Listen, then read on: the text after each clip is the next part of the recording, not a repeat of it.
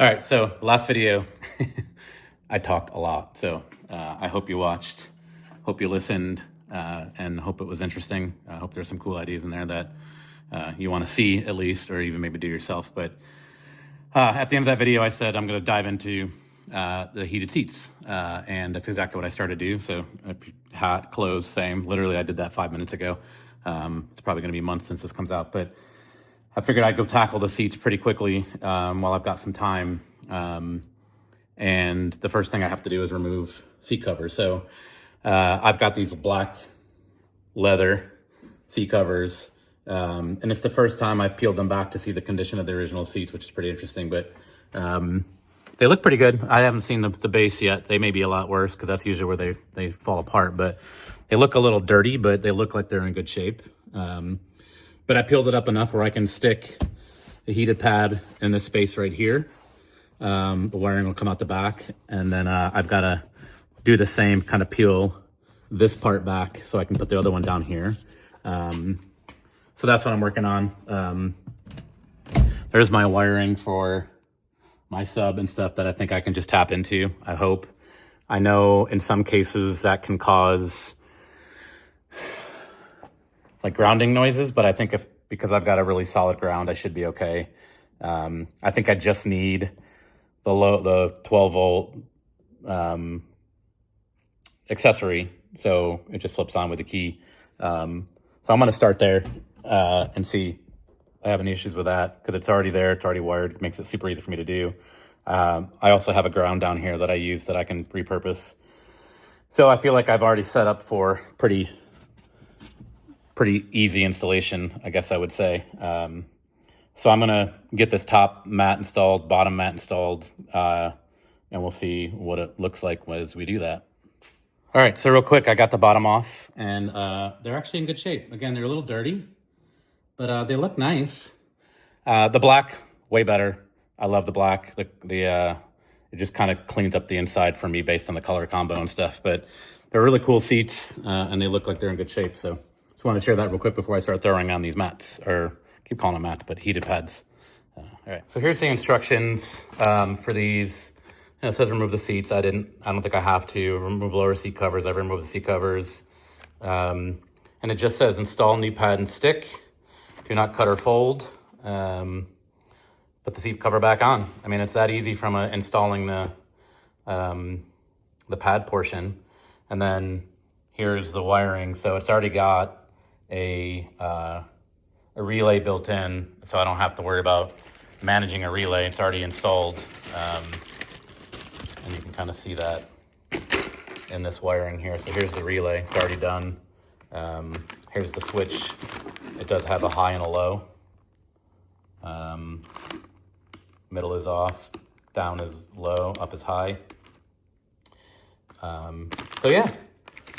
So all we have to do is like follow this wiring diagram. So I got to run around my ground.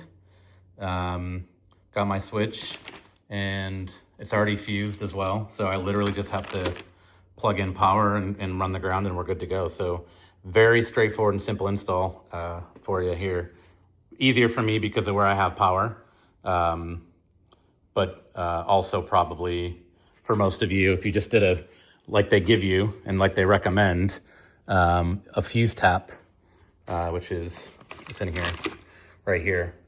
So they're just recommending you run that as off one of your fuses with accessory power. So worst case, not hard to do.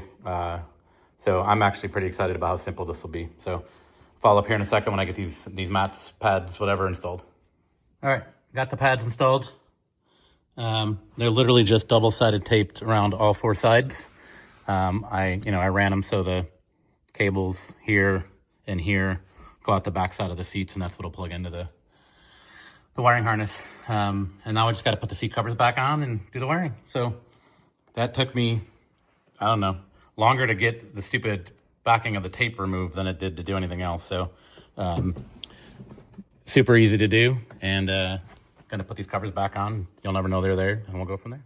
Easy enough. Covers back on. Wires coming out the back, one here, one there.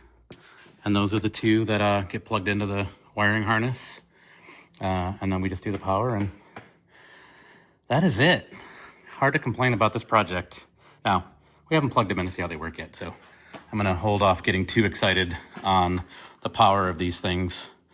But at this rate, super simple install. So, and so far so good.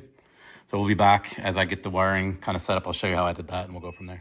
Okay, I apologize in advance for the beeping, but that's how these work. Doors open, keys in, door beeps. Can't say I hate it. I hate to lose my keys. But anyway, all wired up. I haven't wired the switch or mounted the switch yet, which I'm gonna do. I think I'm gonna put it right down here. Super easy access, out of the way. But I've got the pad here, and I've got the pad here as you saw. And then I don't have one over there, and I thought I would use a heat gun to show you. So if I point my heat gun at this seat, you can see it's about 66 degrees, which is, you know, pretty close to the ambient temperature in this room. And here's the back, you know, 66.5, 66.3, it's bouncing around a bit, right? If I do it on this one, see an 84. There's a dead spot in the middle.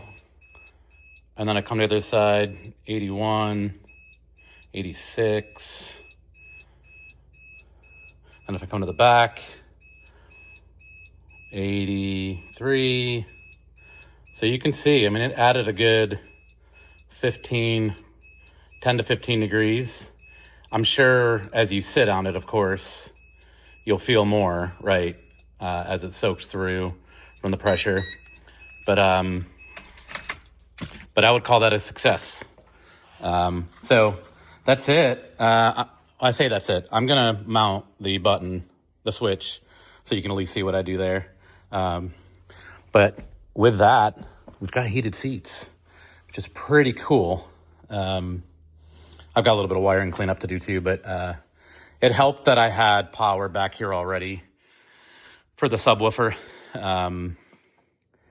So that helped a lot to be able to just quickly connect both the ground and the accessory power that I already had back there. The main power of the sub is running directly off the battery. So the accessory switch is just to power it on. So I figured it was safe to use that same line. And then the ground is the same ground. So right to the chassis under here, directly to the chassis. So yeah. So let me figure out the right size hole to drill, which sounds crazy to me that I'm going to do that, but you know, these aren't coming out. So I'm going to drill a hole in the front plastic of this. We'll see where I end up doing it. I like the idea of maybe even right here, right on the top of this. That might be cool. I think I might be able to make that work. We'll see. I got to see if I have access to get the switch into that. But I like that idea. So I'm going to play around here. I'll come back and show you what I did. All right. So there it is. Look at that. That is a lovely, clean install, if you ask me. So screw in the front, screw in the back, a couple clips, this pops off. I was able to allow me to take it to the workbench. 3/4 inch hole is what you need to drill out, and it pops right in. And I wired everything in the back, kind of clean everything up. You know, I've got a bundle of the sub wires and now a bundle of the heated seat wires all kind of tucked under the seat. But nobody rides in the back, so I'm not worried about it. But I've also got it nicely tucked away. So that is the project. I'm kind of excited about it. Cold weather is coming. It's 55 now, but it was 40 this morning when I got up, and that's soon about the time I go to work. So I am super curious to try this out here soon. So we'll see how it goes. But this is just another one. If you're watching my last video, where I rambled on for 24 minutes, I think it was, you'll know that I've got more coming. So hopefully you're excited about the backup camera install and the power locks, I think are the next two that I'm working on. But this one's done. I did this one first because it was super easy with the wiring there. For the rest, it's going to be a little bit more involved running stuff from through the doors for the locks and all the way to the back for the camera. I 3D printed, designed and printed a mount for the camera on where I want it to go. I just got to figure out how to get the wiring from the outside of the car to the inside of the car. And I'm sure there's a grommet somewhere I can feed through, but I just need to find it and feed the wiring in. It shouldn't be too bad, but that's what I haven't done yet. So that's why that project's not done. But anyway, hopefully you've enjoyed this and you want to do it yourself. So if so, let me know. I'll have the kit that I bought in the link. And so you can order it if you want, or in the description below. So if you order it if you want, and just let me know if you got any questions. All right, see you.